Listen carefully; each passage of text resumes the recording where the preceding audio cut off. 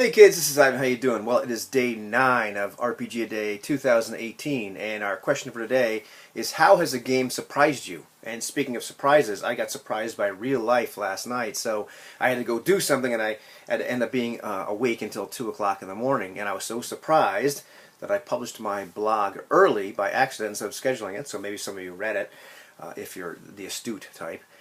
But I also just didn't have time to make this video yesterday on the 8th, so I'm making it like 7 o'clock this morning, so I'm late. But such is life.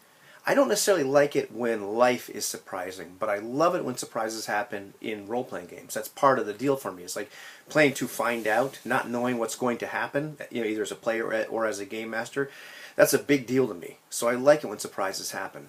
But I wasn't sure how to answer this question. I wasn't sure, exactly what I wanted to say. I mean, I could have talked about some surprises that have happened in role-playing games recently, like the kind of bleed-out feeling I got, where the emotions of the character kind of affected me. Some of the moving sessions that we had in our All-for-One Regime Diabolique campaign. I mean, I've talked about this before. I'm thinking, okay, well, maybe I won't talk about that. Those were surprising at times. And I thought to myself, well, maybe I'll talk about something that happened just recently, just a couple of weeks ago, when we're playing Lamentations of the Martian Princess, which we did not get to play last night due to the surprise, where two elements I had in the backdrop, in the scenario, intersected in such a way that I had not actually thought about until the players did some things, and I had to figure out, well, logically what would happen. And the logical conclusion was that I had to shake the foundations of the backdrop of the game world. And so that was quite a surprise, because that created a lot of work. But I figured, well, geez, that's not really it either, although those things are part of what makes play so great.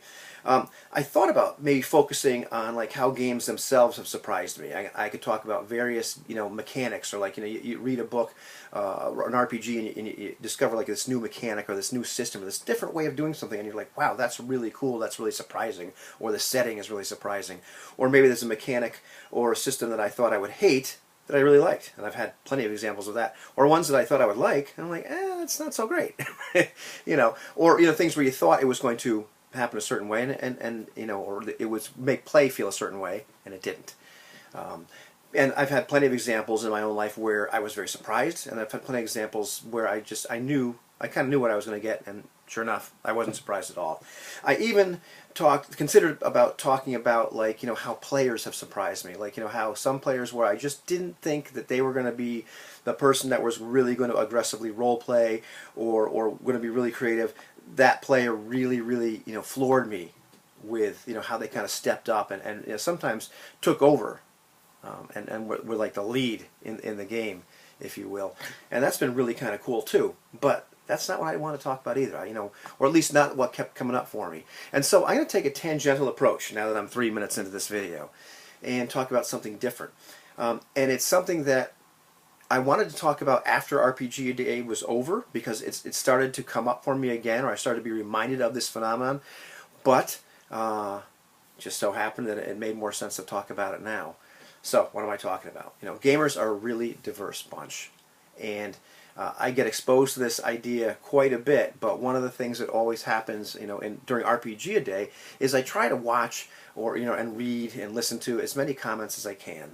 And I don't know if you've had this experience, but you listen to your friends, and you also start to discover new people, and you start to listen to what they have to say. And depending on what the questions are, what the prompts are, what they're talking about, oftentimes you can find yourself in really close agreement with somebody on something. I think, okay, I think this person and I were really, really, on the same page. And then 2 days later, they're talking about a different subject, a different aspect of the hobby, and you couldn't be farther apart. And you're wondering, what gives? This is really crazy. One of the things, I knew we were diverse. I knew that people in general are diverse, but I just wasn't aware of how much sometimes. And there's a lot of things that gamers have in common. This video is not meant to be divisive, because there quite a bit. Our love for the hobby, and I'm not going to list a whole bunch of stuff, but we have an awful lot in common. We're getting together for this event, but we have an awful lot of differences.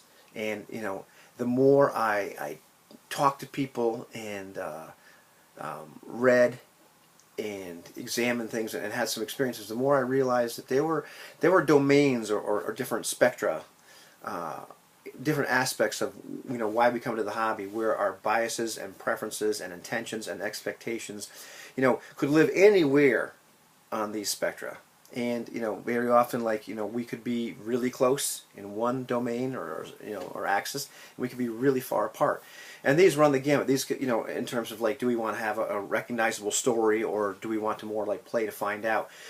Do we want to play the rules as written, or do we want to have the freedom to kind of interpret them a little bit? What kind of tone do we like? What kind of genre do we like? Let's see, what other kind of nifty stuff did I write down? Because I'm really tired. I can't remember all this stuff. Do we like things that are abstract or granular? Do we like a fun, lighthearted game with our friends, or a more serious tone?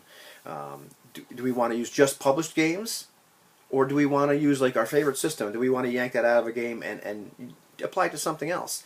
And the list goes on and on and on. And very often, like the point that each one of us occupies in a particular spectrum or axis, well, that depends. It can move over time, but it can be really, really frustrating and really, really daunting. And sometimes we can find individual people who match up with us on just about everything, but we can at least find one point that we disagree on, and sometimes we disagree on on it quite a bit.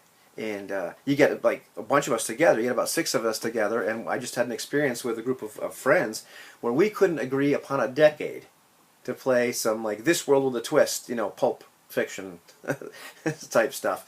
What system will we use? But we were mostly just disagreeing on the decade.